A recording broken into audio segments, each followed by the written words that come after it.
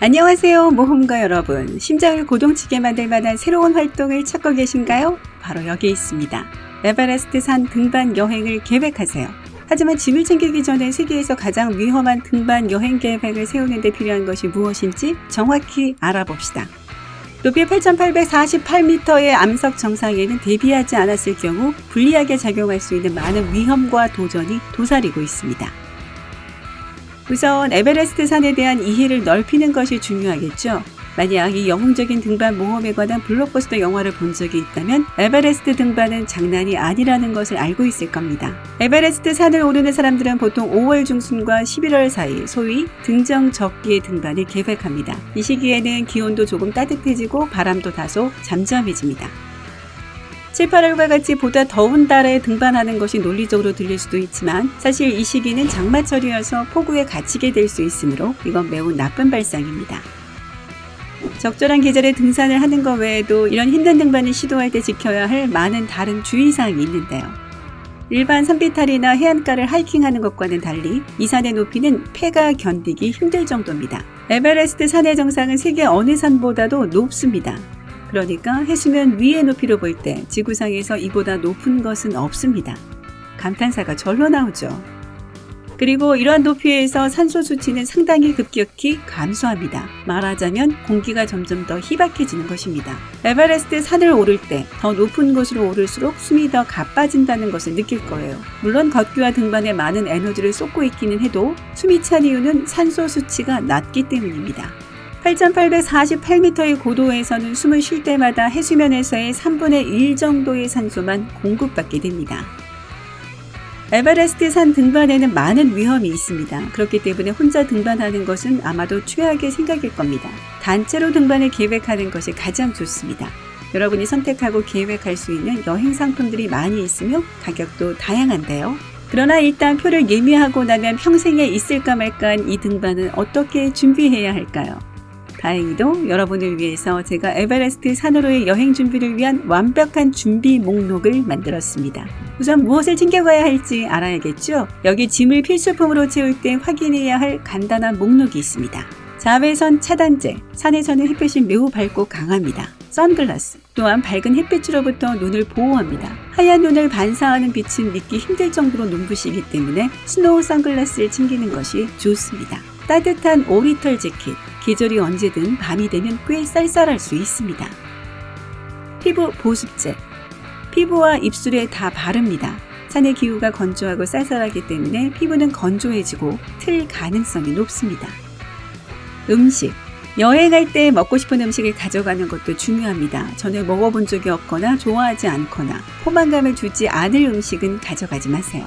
여러분은 얻을 수 있는 모든 에너지가 필요할 거예요. 다이어트를 할 때가 아니죠. 조언을 드릴까요? 마늘이 들어간 것을 가져가세요. 왜냐하면 마늘 성분이 높은 고도에 적응하는데 도움이 되는데 피를 더 묽게 하는 작용 때문입니다. 땅콩 버터와 딱딱한 살라미도 포장할 수 있어요. 이 두 가지를 함께 먹진 않겠지만요. 컵스, 캔디바, 참치 통조림 등도 좋은데 특히 점점 더 높이 등반할수록 더욱 좋습니다. 준비하는 데 시간이 걸리지 않을 음식이 최선의 선택입니다. 하부기지 캠프에서는 음식을 만들어 판매하는 곳이 있을 겁니다. 하지만 위로 올라갈수록 먹을 만한 음식이 더 귀해지므로 자신의 음식을 챙겨오는 것이 좋습니다. 자, 이제 맛있는 간식을 모두 챙겨봤습니다. 이제는 산으로 가야겠죠? 에베레스트 산은 중국과 네팔 국경의 티벳에 위치해 있습니다. 베이스 캠프에 도착하기 전에 티벳으로 비행기를 타고 와서 라싸와 시가체에서 시간을 보낼 수 있습니다. 고산병에 걸리지 않도록 하기 위해서 산에 오르기 전에 티벳에서 하루 이틀 기다리는 것이 가장 좋습니다. 게다가 그동안 외국인용 에얼리언 여행 허가증을 받을 시간도 생길 거예요. 아니요, 이건 다른 행성으로 가는 표가 아닙니다.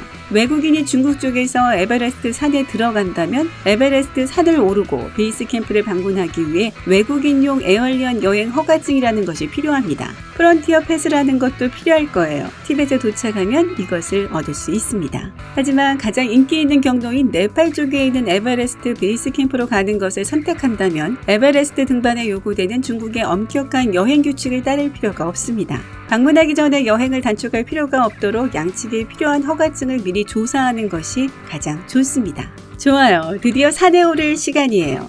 이것은 매우 힘들고 위험한 등반이기 때문에 여러분의 그룹을 이끄는 사람이 전문적인 지식을 갖고 있는 사람이어야 합니다. 단체 등반을 하는 많은 그룹들이 있는데 이들은 일반적으로 정해진 다양한 경로를 방문합니다. 이 단체들은 종종 셰르파라고 불리는 사람들을 고용하는데 셰르파는 여러분의 여행 가이드라고 할 수 있습니다. 이들은 캠프를 설치하고 여러분에게 필요한 다양한 편의시설을 운반해줍니다. 여러분이 남쪽, 네팔 쪽에서 에베레스트 산을 등반하기로 했다고 가정해 보겠습니다. 가장 먼저 도착하게 될 캠프 중 하나는 약 5,944m 지점에 있습니다. 아마도 여러분의 몸이 새로운 기후와 고도에 적응하도록 여기서 하룻밤을 보낼 것입니다. 다음으로 609.6m 더 높은 곳에 위치한 두 번째 베이스 캠프에 도착하기 위해 침묵의 계곡이라는 곳을 지나가게 될 것입니다. 이곳은 꽤 완만한 지역입니다. 단지 6,401m의 고도에서도 여러분의 몸은 높은 고도의 영향을 느낄 것입니다. 하지만 여기서 며칠 묵고 나면 익숙해지기 시작할 거예요. 더 높은 곳에 위치한 다른 캠프로 이동하면서 셰르파들이 여러분을 위해 이미 캠프를 준비해 놓은 것을 볼 수 있을 텐데요. 이런 높이에서 정말 놀라운 일인데 셰르파들은 더 이상 짐의 일부를 동물에게 싣고 이동할 수 없기 때문에 직접 짐을 나릅니다. 대단하죠? 산 정상에 가까워질수록 날씨는 더욱더 중요해집니다. 가장 안전하고 성공적인 정상 등반을 위해서는 5일 동안 맑은 하늘과 최소한의 바람이 필요합니다. 그렇기 때문에 보통 5월과 6월 사이를 여행하는 것이 가장 좋습니다. 이는 아주 짧은 기간이기 때문에 이 시기에 많은 수의 사람들이 등반을 하는 것을 볼 수 있습니다. 때로는 이 짧은 기간 동안 한 번에 약 800명의 사람들이 등반을 하기도 합니다. 고속도로의 러시아와 교통체증이 그렇게 나쁘지 않게 느껴지지 않나요?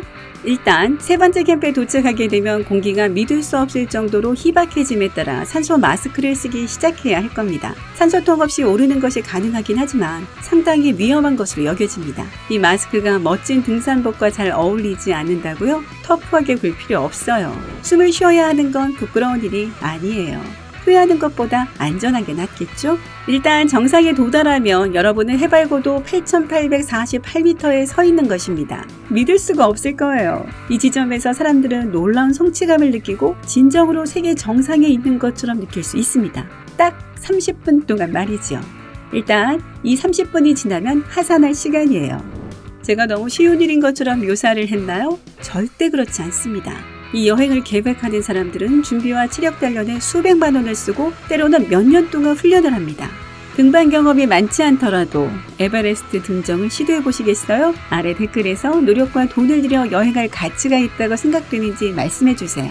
그리고 우리에게 좋아요를 주는 것을 잊지 말고 이 비디오를 친구들과 공유하고 등반을 챌린지해 보세요. 저희 채널을 구독해서 멋진 비디오를 더 많이 즐기시고요. 언제나 그렇듯이 삶의 밝은 면에 머무르세요.